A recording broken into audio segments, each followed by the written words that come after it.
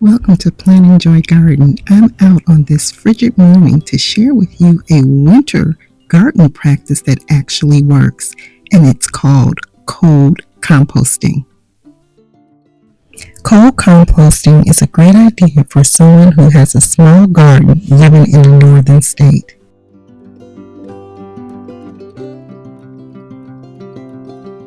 Is my cold composter, my compost tumbler.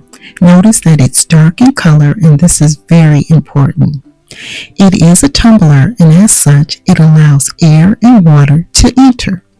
So whenever I add any additions to my composter, I will rock and tumble the container, which allows airflow and movement inside, helping the decomposition process.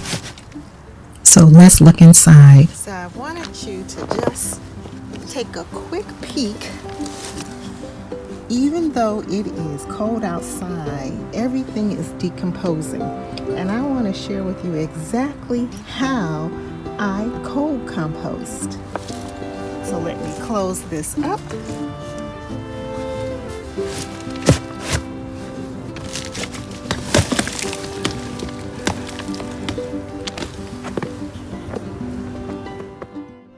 I start off by positioning the composter in a protected area, blocking wind from as many sides as possible, but I want to make sure that it gets sunlight. So I have it next to a makeshift greenhouse. My original one blew away, and lodged between the makeshift and a tote. The dark color attracts the sun during the day, allowing for some thawing. At night, it will freeze over again, and here is the science. It is the actual freeze-thaw cycle that occurs throughout the winter months that is actually breaking down the cell tissue of the plants. In addition, it is accelerated by moisture and airflow.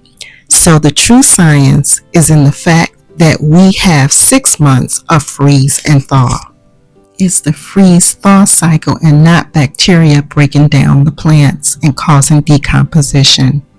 For clarification, there is bacteria in the composter, but because we have such a small volume of material, they're not active, and they will become active when you have enough volume or when the temperatures are warm enough to encourage the bacteria to grow. But for now, we're using the freeze-thaw cycle. To start, add finished compost from your previous season.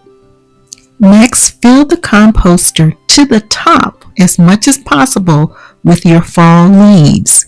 Even if there's no greens available at this time, you want to at least collect your leaves.